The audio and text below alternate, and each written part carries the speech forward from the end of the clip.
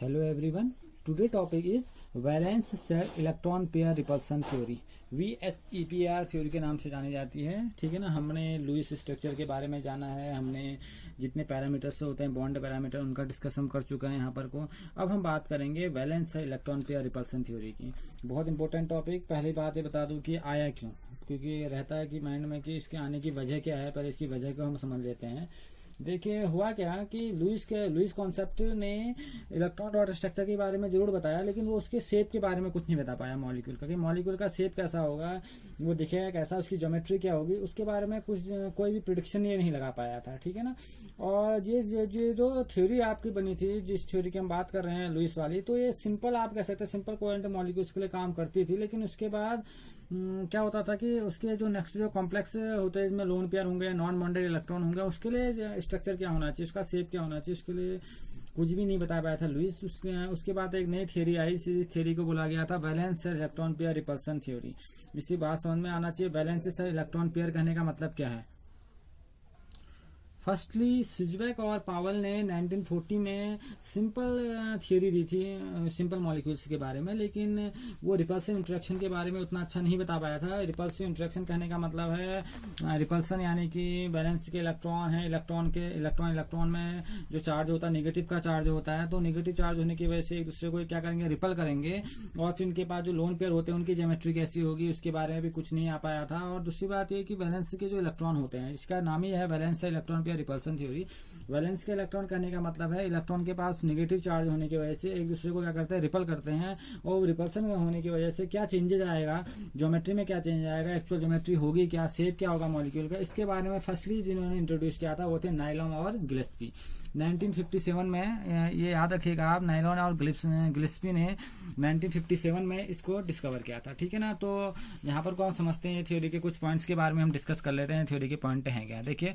Molecules having covalent bond have definite geometry as covalent bonding has directional characteristics. हम जानते हैं covalent bond directional होता है। ठीक है ना। इसकी डायरेक्शन होती है। तो ये कह रहा है molecules having covalent bond, molecule जिनके पास कोवेलेंट बॉन्ड होगा उनकी डेफिनेट ज्योमेट्री होगी। डेफिनेट ज्योमेट्री इसलिए होगी क्योंकि जो कोवेलेंट बॉन्ड होता है वो डायरेक्शनल होता है। ठीक है ना। तो डायरेक्शनल होना भी इसकी सबसे बड़ी प्रॉपर्टी है। A simple theory was given for a molecule shape of the covalent molecules by Nyholm Gillespie. मैंने आपको बताया था कि कोवेलेंट मॉलिक्यूल्स के लिए बताने वाला जो पहला साइंटिस्ट आया जिन्होंने इसके बारे में बहुत अच्छा एक्सप्लेन किया था, वो आए थे नाइलॉन और गिलेस्पी। ठीक है, 1957। दिस थ्योरी प्रिडिक्ट, इस थ्योरी ने क्या प्रिडिक्ट किया, This theory predict the shape of the molecule by considering the most stable configuration of the bond angles in the molecules। देखिए मैं आपको बता दूं, मैंने आपको बताया था इस थ्योरी का जो कंसिडरेशन था कि उन्होंने क्या किया, इन्होंने स्टेबल कन्फिगरेशन की बात की बॉन्ड एंगल्स के लिए। ठीक है ना। बॉन्ड एंगल हमने पढ़ा है, हमने बॉन्ड पैरामीटर के अंदर बॉन्ड एंगल पढ़े हैं, बॉन्ड लेंथ पढ़ी है। तो उन बॉन्ड एंगल्स के बारे में उन्होंने बताया था कि ज्योमेट्री जो होती है वो बेसिकली बॉन्ड एंगल पर डिपेंड करती है। वो कैसे डिपेंड करेगी और वहां पर कोई इलेक्ट्रॉन अपना क्या रोल करेंगे, यहाँ पर इस बात को समझते हैं। देखिए electron pair in the valence shell के पास जो इलेक्ट्रॉन पेयर होंगे जिसमें सेंट्रल मेटल में, तो देखिए क्या कर रहा है, electron pair in the valence shell of the central atom of a molecule whether bonding और non all lone pair are regarded as occupying localised orbital.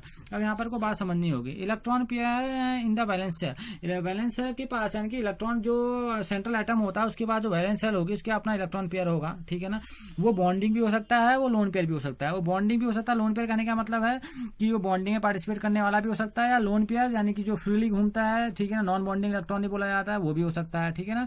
तो वो कहाँ रहता है, कह रहा है ऑक्यूपाइंग लोकलाइज्ड ऑर्बिटल। वो लोकलाइज्ड ऑर्बिटल में रहता है, क्योंकि ऑर्बिटल क्या होते हैं, फिक्स्ड होते हैं।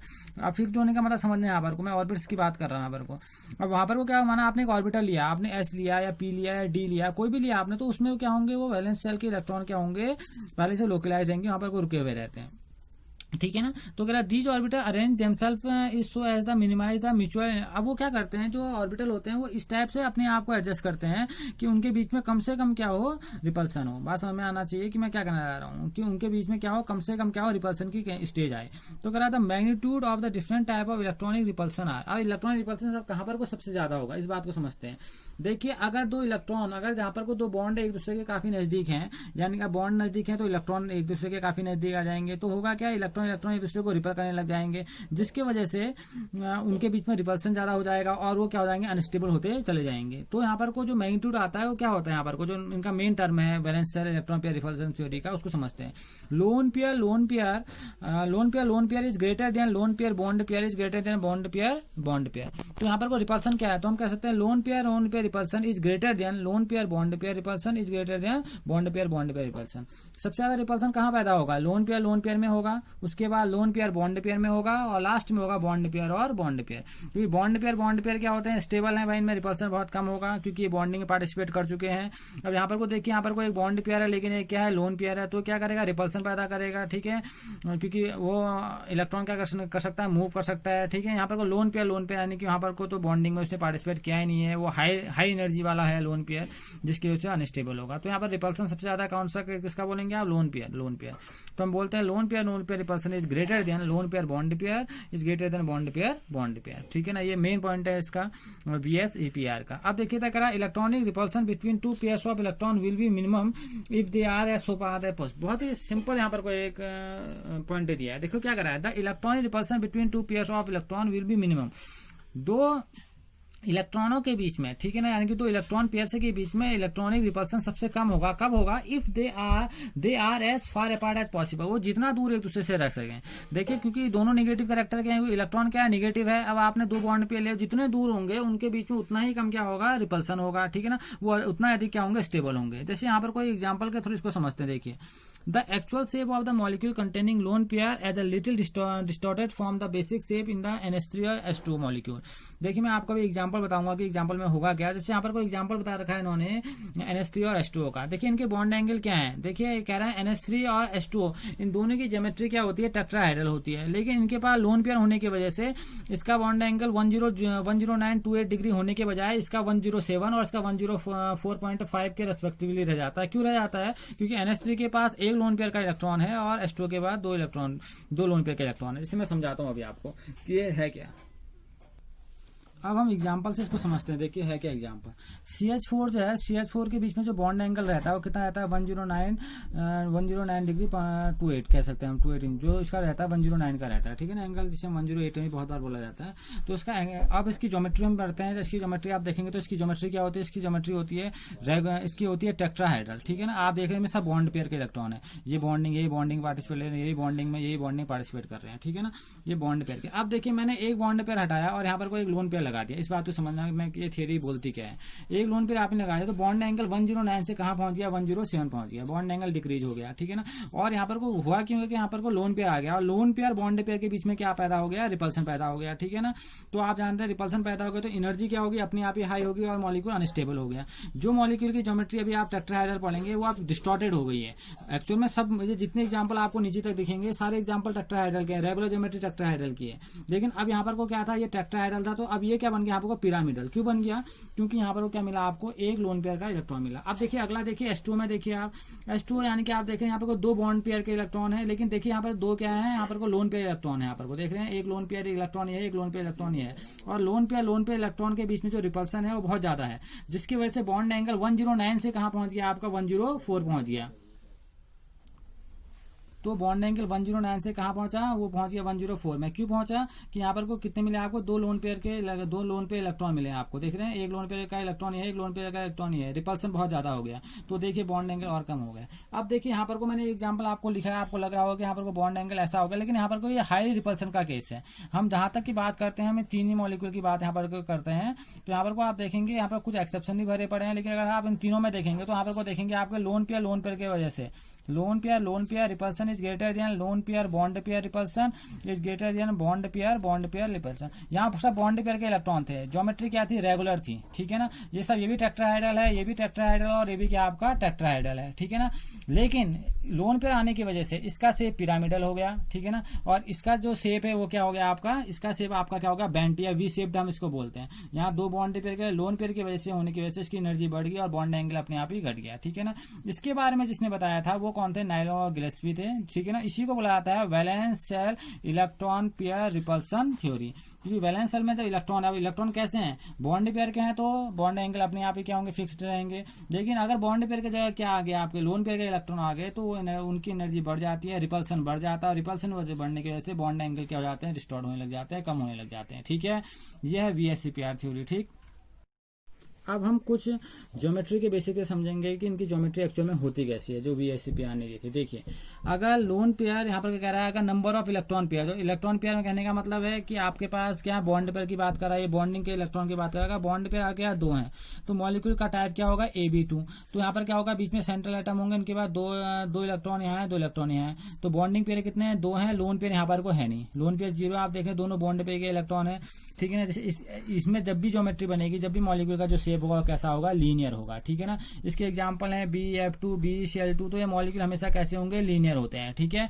क्योंकि यहाँ पर को क्या है, 2 बॉन्ड पेयर के इलेक्ट्रॉन आपको दिख रहे हैं, और मॉलिक्यूल का टाइप क्या है, AB2। और आपका कभी भी ज्योमेट्री मिलेगी जहां 2 बॉन्ड पेयर एक सेंट्रल एटम से घिरे हुए रहते हैं, तो उसको हमेशा कैसा शेप बनाएंगे, लीनियर बनाएंगे, ठीक है ना। अगला नंबर ऑफ इलेक्ट्रॉन पेयर का, इलेक्ट्रॉन पेयर 3 है तो टाइप मॉलिक्यूल का टाइप क्या होगा, AB3 टाइप का। तो देखिए यहाँ पर को 1, 2 और 3 क्या है, बॉन्ड पेयर के इलेक्ट्रॉन है। इसमें लोन पेयर कोई भी नहीं है, सबने बॉन्डिंग में पार्टिसिपेट किया है। तो इसका शेप को बोलते हैं हम ट्राइगोनल प्लेनर। क्या बोला जाता है इसको, ट्राइगोनल प्लेनर, ठीक है ना। इसका मॉलिक्यूल जैसे आप BF3 देखेंगे, ठीक है ना, इसका ज्योमेट्री, तो इसका ज्योमेट्री में क्या होगा, BF3 क्या होगा, ट्राइगोनल प्लेनर है। इसी में एक दूसरा टाइप में भी आता है जिसे हम बोलते हैं, अगर इसमें 2 बॉन्ड पेयर हो, एक क्या हो जाए, लोन पेयर हो जाए। जैसे ये मैंने अभी आपको दिखाया, ये देखिए 2 इसमें बॉन्ड पेयर है, एक लोन पेयर है जिसने पार्टिसिपेट नहीं किया है, ये बॉन्ड पेयर यहाँ पर को लोन पेयर है। तो ये शेप कैसा होता है, बेंट, ठीक है ना। जैसे आप यहाँ पर को मॉलिक्यूल देख रहे हैं, ये SO2 मॉलिक्यूल देख लिए, ओजोन को देख लिए, NO2 देख लीजिए, ये किसका, इसमें जो ज्योमेट्री बनती है उसे बोला जाता है ट्राइगोनल प्लेनरी होती है एक्चुअल ज्योमेट्री। लेकिन लोन पेयर के आने की वजह से ज्योमेट्री क्या हो जाती है, बेंट हो जाती है, ठीक है ना। अगला है, अगर नंबर ऑफ इलेक्ट्रॉन पेयर 4 हो तो AB4 टाइप का आता है। AB4 यानी कि आपने CH4 का एग्जांपल अभी देखा, ज्योमेट्री कैसी होती है इसकी ज्योमेट्री, इसका शेप बोला जाता है टेट्राहाइड्रल शेप बोला जाता है, ठीक है ना। और इसमें आप जानते हैं बॉन्डिंग पेयर कितने 4 होते हैं, और अगर नॉन बॉन्डिंग 0 है, सब बॉन्डिंग पार्टिसिपेट कर रहे हैं, तो ज्योमेट्री क्या होगी, टेट्राहाइड्रल होगी। एग्जाम्पल आपका CH4 आपको दिख रहा है, अभी देखा आपने। अगर इसमें क्या हो, 3 बॉन्डिंग के हो, बॉन्डिंग पेयर इलेक्ट्रॉन हो और एक लोन पेयर हो, यानी कि किस प्रकार का हो, AB3E, यहाँ पर आपका लोन पेयर नॉन बॉन्डेड है। एक्चुअल ज्योमेट्री तो टेट्राहाइड्रल ही है, लेकिन एक लोन पेयर के आने की वजह से ज्योमेट्री हो जाती है, कैसी हो जाती है, पिरामिडल। तो इसे बोला जाता है ट्राइगोनल पिरामिडल। जैसे अभी आपने NH3 देखा, ये देखिए 3 बॉन्डिंग के हैं और एक यहाँ पर को आपका क्या हो गया, लोन पेयर हो गया, ठीक। अगर यहाँ पर को 2 बॉन्डिंग के हो, 2 लोन पेयर के हो, तो मॉलिक्यूल की एक्चुअल ज्योमेट्री अभी भी क्या टेट्राहाइड्रल है, क्योंकि यहाँ पर को दिख तो रहा है 4 दिख रहे हैं, लेकिन यहाँ पर को 2 लोन पेयर आने की वजह से ज्योमेट्री कैसी हो जाती है, बेंट। जैसे अभी आपने क्या देखा, H2 देखा, तो देखिए एक्चुअल ज्योमेट्री टेट्राहाइड्रल ही है, लेकिन लोन पेयर के आने की वजह से ज्योमेट्री चेंज हो जा रही है, ये पिरामिडल और बेंट हो जा रही है, ठीक है ना। तो इसका शेप कैसा हो जा रहा है, टेट्राहाइड्रल से चेंज होकर बेंट हो जा रहा है, ठीक है ना। ये लोन पेयर के आने की वजह से हो रहा है, ठीक। अब देखिए, अगर 5 हो, AB5 टाइप का मॉलिक्यूल हो, तो देखिए 1, 2, 3, 4, 5, 5 के 5 क्या है, बॉन्डिंग पेयर के इलेक्ट्रॉन है। 5 के 5 बॉन्डिंग पेयर के इलेक्ट्रॉन है, बॉन्ड में पार्टिसिपेट कर रहे हैं, तो ज्योमेट्री क्या होगी, ट्राइगोनल पिरामिडल होगी, ठीक है ना। जैसे PCl5 का एग्जांपल आप देख सकते हैं। अच्छा, अगर यहाँ पर को 4 बॉन्डिंग के हो, एक लोन पेयर हो, 1, 2, 3, 4 क्या है, बॉन्डिंग के हैं, 1 एज लोन पेयर, तो ज्योमेट्री अब क्या हो जाएगी, ट्राइगोनल पिरामिडल से चेंज होकर सीसो हो जाएगी, ठीक है ना। यानी कि जो शेप होगा कैसा बन जाएगा, सीसो। SF4 का एग्जाम्पल है, ये बहुत इंपॉर्टेंट है, क्योंकि इसके बाद जब हम अपना टॉपिक पढ़ेंगे हाइब्रिडाइजेशन, तो वहां पर को जब आप हाइब्रिडाइजेशन करेंगे तो वहां पर को आपको इस टाइप के मॉलिक्यूल दिखेंगे, तो आपसे पूछेगा वहां पर को शेप क्या होता है, तो आपको याद रखना चाहिए। अगर यहाँ पर कोई एक लोन पेयर आएगा तो इसके जो शेप होगा क्या हो जाएगा, उसका सीसो हो जाएगा। अगर देखिए 3 यहाँ पर को बॉन्डिंग पेयर के हैं और 2 क्या आपके पास लोन पेयर है, 1, 2, 3 और 2 लोन पेयर आ गए, तो ज्योमेट्री क्या हो जाती है, टी शेप्ड। एग्जाम्पल होता है ClF3, ठीक है ना। एक्चुअल ज्योमेट्री ये भी क्या है, ट्राइगोनल बाय पिरामिडल ही है, क्योंकि एक्चुअल में है कितने, 1, 2, 3, 4, 5 होने की वजह से ज्योमेट्री क्या है, ट्राइगोनल बाय पिरामिडल ही है। लेकिन लोन पेयर के आने की वजह से यहाँ पर को रिपल्सन होने की वजह से ज्योमेट्री क्या हो जाती है, शेप क्या होता है, चेंज होकर टी शेप हो जाता है। अगर 2 बॉन्ड पेयर हो और लोन पेयर बढ़ जाए, 3 लोन पेयर हो जाए, हाईली अनस्टेबल हो जाए, तो मॉलिक्यूल कैसा हो जाता है, लीनियर हो जाता है, ठीक है ना। तो इसे बोला जाता है आपकी XeF2 जैसा मॉलिक्यूल होता है, लीनियर है। इसमें आपको देख रहे हैं ये होना ट्राइगोनल बाय पिरामिडल होने की वजह से ज्योमेट्री इसकी चेंज होगी। अगला लास्ट केस अगर हम इसको अभी देखें, तो अगर 6 हो, AB6 टाइप में तो इसे बोला जाता है ऑक्टाहाइडल। क्या बोला जाता है इसको? ऑक्टाहाइडल। अगर 6 के 6 बॉन्ड पेयर के हो तो रेगुलर ज्योमेट्री क्या है? ऑक्टाहाइडल है, ठीक है ना। कोई भी लोन पेयर नहीं है, देखिए जी SF6 एग्जाम्पल है, सब बॉन्ड पेयर में आएंगे। लेकिन अगर एक बॉन्ड पेयर, एक लोन पेयर आ जाए, 5 बॉन्ड पेयर में आ जाए, यानी कि देखिए bond pair bond pair bond pair bond pair bond pair और एक क्या आ गया? लोन पेयर पे आ गया, तो रेगुलर ज्योमेट्री ऑक्टाहाइडल से चेंज होकर कहां पहुंच जाएगी? Square planar. तो एग्जांपल BRF5। अगर यहाँ पर कोई 4 बॉन्ड पेयर के हो और एक क्या 2 क्या हो इसमें लोन पेयर के हो, तो हम इसे बोलेंगे स्क्वायर प्लेनर, ठीक है ना। जैसे XCF4 एक्चुअल ज्योमेट्री ऑक्टाहाइडल ही है अभी भी, लेकिन लोन पेयर के आने की वजह से ज्योमेट्री क्या हो जाती है? शेप क्या हो जाता है? चेंज हो जाता है। इसमें एक और केस है जिसमें 7 होते हैं, ठीक है ना, AB7 टाइप का। जैसे आप होते हैं IF7, तो उसको बोला जाता है पेंटागोनल बाई पिरामिडल बोला जाता है, ठीक है ना। वो एक बहुत बड़ा केस है, उसे बोला जाता है जिसे हम बोलते हैं IF7। वो एग्जाम्पल होता है, जैसे IF7 को आप समझना इस बात को, IF7 का मतलब होता है यहाँ पर अगर हम समझें तो IF7 को हम बोलते हैं, देखिए इसमें 7 है ना, यहाँ पर दिख रहा है आपको सेंटीमीटर से 7 आप क्या कर सकते हैं हम 7 बॉन्डिंग के इलेक्ट्रॉन घिरे हुए हैं, तो इसकी ज्योमेट्री होती है पेंटागोनल बाई पिरामिडल। यहाँ 6 तक आपको केस यहाँ पर को दिए गए हैं, 7 वाले को बोला जाएगा पेंटागोनल बाई पिरामिडल, ठीक है ना। ये किसने बताया था? ये बताया था VSEPR थ्योरी ने, इनके शेप्स के बारे में बताया था। तो हमने VSEPR थ्योरी के अंदर देखा कि मॉलिक्यूल्स की हमने शेप की बात की, और शेप होने के साथ हमने उनके बॉन्ड एंगल देखे कि वो डिक्रीज होते हुए चले जा रहे हैं रिपल्सन की वजह से। और हमने यहाँ पर कोई बहुत बड़ी लाइन्स यहाँ पर कोई पढ़ी, वो क्या पढ़ी? लोन पेयर जो रिपल्सन होता है वो सबसे ज़्यादा होता है, फिर लोन पेयर बॉन्ड पेयर सबसे कम होता है, बॉन्ड पेयर का तो रिपल्सन बहुत कम होता है, ठीक है ना, वो स्टेबल है। और यहाँ पर को हाईली एनर्जी वाले होते हैं, अनस्टेबल होते हैं, ठीक है। उसकी वजह से शेप क्या होता है? चेंज हो जाता है। लोन पेयर के आने की वजह से ज्योमेट्री चेंज हो जाती है। तो हमने इस चीज़ के बारे में जाना VSEPR के थ्रू, ठीक है ना। अब हम जो अपनी नेक्स्ट थ्योरी होगी उसको उसमें पढ़ेंगे हम वैलेंस बॉन्ड थ्योरी के बारे में। वजह यह है कि VSEPR ने शेप के बारे में तो बताया, लेकिन एक्चुअल में इसका जो शेप होता है उसमें हाइब्रिडाइजेशन की बात नहीं की, इसने मिक्सिंग की बात नहीं की, बॉन्ड एक्चुअल में होते कैसे हैं उसकी बात इन्होंने नहीं की। तो वहां पर को उन चीज़ों की बारे में आएगी, ओवरलैपिंग की बात यहाँ पर को नहीं हुई है, तो वो होगी आपकी वैलेंस बॉन्ड थ्योरी में होगी, ठीक है ना। आज हमने पढ़ा VSEPR, इसको घर में देखिए और इसे पढ़िए, बहुत ही अच्छी थ्योरी है ये, ठीक है ना। और इसके शेप बनाइए घर में, तो आपको बहुत जल्दी क्या लगेगा, ये जल्दी आने लग जाएंगे, आप सीखेंगे। फिर हम कल पढ़ेंगे अपनी वैलेंस बॉन्ड थ्योरी के बारे में। Okay, thank you.